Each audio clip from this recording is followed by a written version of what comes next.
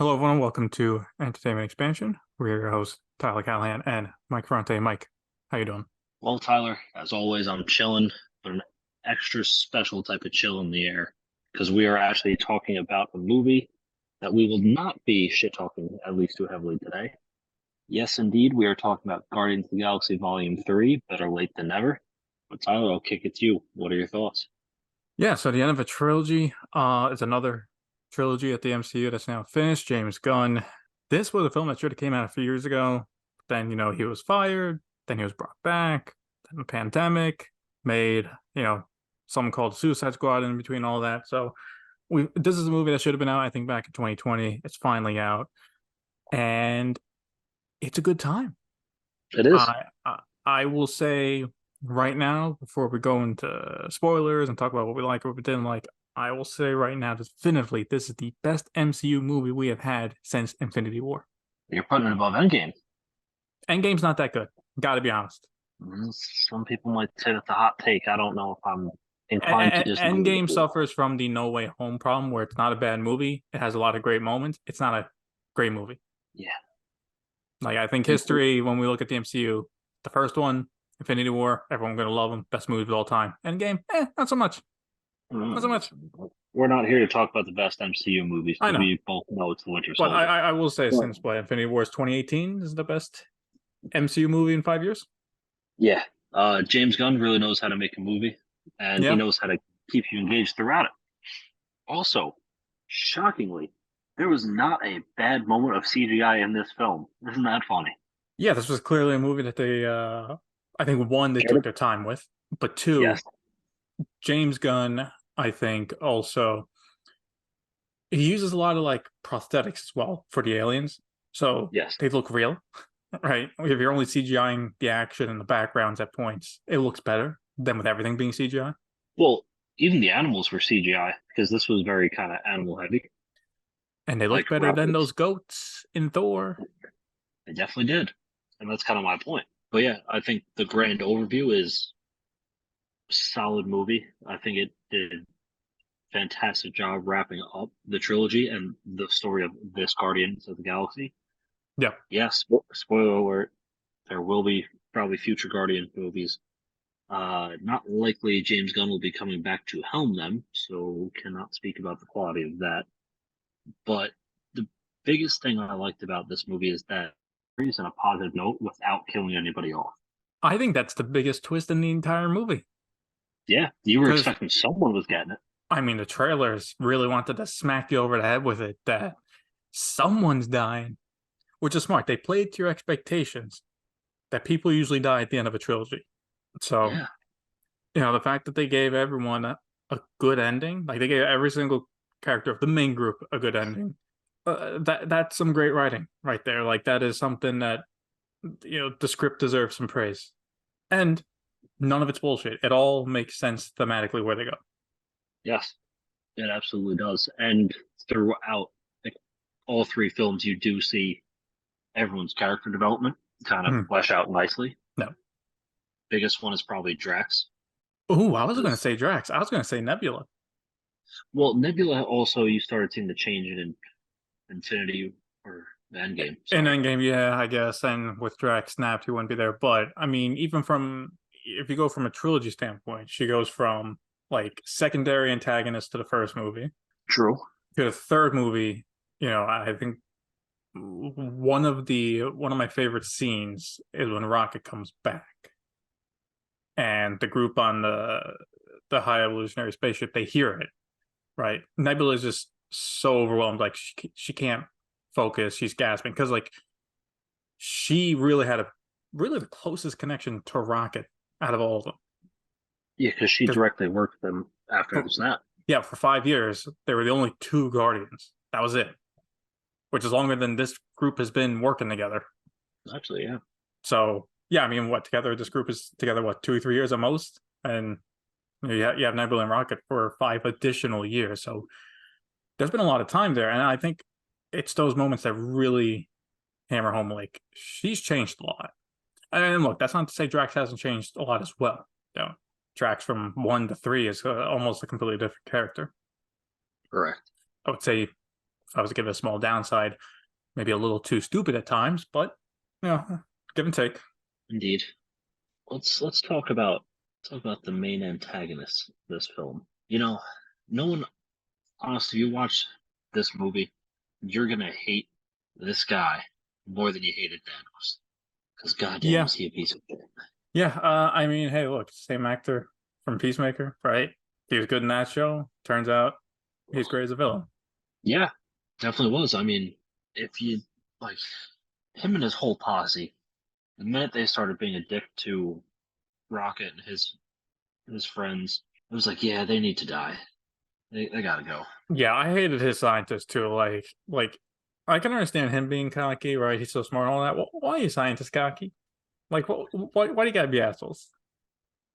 Also, shout out to that lead female scientist that was like, "Hey, I'm taking control over everything. I'm pointing a gun at you."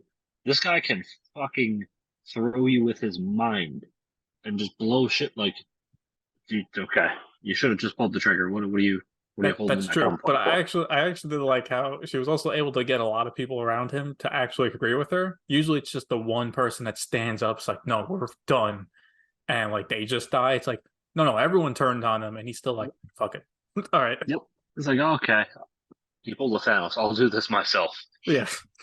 But no, High Evolution, you're right. Honestly, he is worse than Thanos because at least Thanos, he has a purpose, and you can have a fun debate on whether or not if he's right or not, if his method right or not, whatever. This guy blows up planets. He makes himself because they're not perfect, Yeah, just because it's a failed experiment. Like that's millions of lives just gone because it's not his vision of perfect. Like that's fucked up. indeed. And the fact that he's like, despite like all the help the other species he's created Mm-hmm. have given him, he's just like, yeah, fuck you all. I'm gonna kill you guys anyway, and I'm gonna say it right to your face. It's like, you're a special kind of dickhead. You can't even like give him the comfort of dying, like with a happy thought. Like you just want to Nope. crash everything down. God forbid Just any of them try to be smarter than him, like Rocket. You think you'd be yeah. proud of your creations? Like, nope. Oh yeah. The On the bright side though, you couldn't really tell he was that jealous. He he played it off very well. He played it off at the start really well when he's There was that one scene with Rocket where Rocket's like just a couple years old, Yeah. but then like 5 minutes later, when Rocket fixes the issue, and he's like, "Oh, okay." And like I said, like he kind of like is a little annoyed, but he seems fine. And then like 20 minutes later, it's another flashback scene. He's like, he's losing it. He is wasted. He is Losing pissed. his fucking mind. Well, he lost a lot of his face too. Yeah, it Because really that was brings a me face to my off. yeah, you don't say. That brings me to my next point. That was probably the most graphic we have seen the MCU was showing Yeah, his yeah. disfigured face. Like Thanos got messed up pretty bad at the beginning of Endgame, but it's also a giant bluish purple alien body, so it's like whatever. This is a human Yeah, face. and it's a slight beheading. Yeah. It's not that Also, crazy in the scale of things. and usually for any graphic thing with the MCU, they usually just do a quick second or two and then cut away. This was like, let's focus in on his face. Let's see those eyeballs move. Yeah, James Gunn's like, yep, fuck this. This is my last out. We're doing. We are Oh, you doing it. forgot I started in weird horror movies? Yeah. And also, just a quick side note: James Gunn once again kills it with the soundtrack choices. He always does. He always does. Yeah. All right, so let me ask you this, Tyler. Is there anything about the film that you didn't like, or you thought that could have been done differently? I guess one thing, it is a stupid negative, but it did kind of bother me. The aesthetic of the building, right, of the organization where they do the heist. Okay. The white with the yellow mix as like I know it's supposed to be like biomaterial, but it was like it's kind of weird. I mean, that was kind of the point. I know it was weird, but no, I know that was the point, but it's like I didn't think it's kind of like Yeah, it's gross, yeah. which is also the point. But I understand your disdain for it. It is not a pleasant thing to look at, especially the sound effects when they're landing on it. Yeah. Yeah. But that brings me to another positive. Nathan Fillion fucking killed it. He Oh, he was was funny great as at it, yeah, always, absolutely. especially him talking to Chris Pratt about their dumb Yeah, team. Yeah, Star Lord. We're only like 10 minutes into this podcast, and we're finally talking about one of the main characters. Listen, he wasn't actually no, he was. It's funny because the movie was mostly about Rocket and Rocket's past and journey, but he was KO'd for the majority of the film. But Yeah, but I think that's what makes this movie really refreshing. Like I was kind of surprised they took Rocket out of commission for most of the movie, but it works. it does. Another thing that they actually succeeded in is showing everyone's worth and value to the team in the one Yes. movie where they all had their place. And that's something I don't think we really saw before because obviously the first one they were just starting to kind of learn to work together. Not really. They were just kind of forming, obviously. So didn't really mesh as well. And then the second movie they were working together for a little bit, but they still kind of going through the rough patches.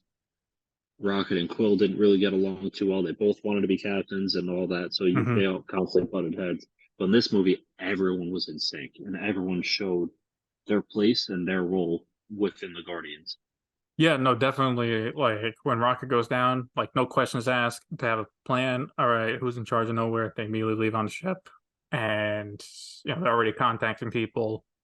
Like they are, like I said, perfectly in sync, even if they continue to argue at times. But yeah, no, I liked how all of them had a moment to shine, which was good. Like as much as we haven't talked about, yeah, Mantis or Star Lord, like they had their moments. Like Star Even Lord, Drax had his big moment. Drax had a big moment too. But like I liked, Star Lord just not caring for the High Evolutionary's monologue, right? And Yep, then when it comes time, him and Groot just wreck the entire place. Like that was a badass scene. That's something it was. wouldn't you probably wouldn't have seen that happen in the first movie, but now at this point, like, and then using the scientist as like a glider for landing, it's like Jesus. Yeah, that was. I look anything to save Rocket, but like they went We were all out. also pissed. Yeah. It's a shame that they didn't get to see Rocket's past memories like we did, because then they would have fucked that guy up way more. Well, they do know what happened because Nebula tells them. Yeah, to a certain extent. Yeah. Because like when she's reading the orb, she's reading off what happens, and they're all very angry. But yeah, I mean, yeah, they're not seeing it visually. Because if they saw it visually, I don't think High Evolutionary would have got a word off.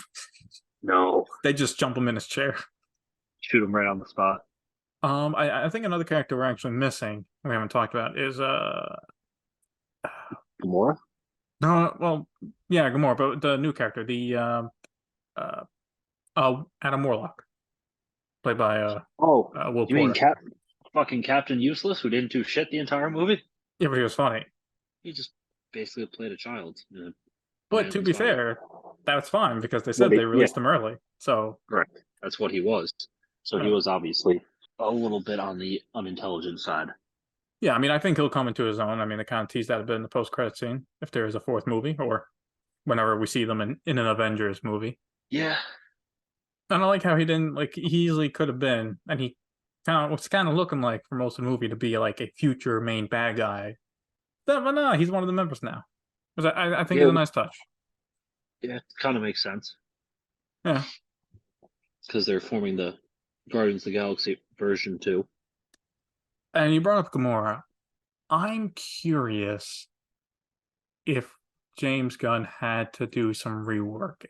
So, because I gotta say, I give him props for handling Gamora, who's technically a different Gamora, and not the one that he spent the first two movies building up only to be killed in a movie he didn't Yeah, make.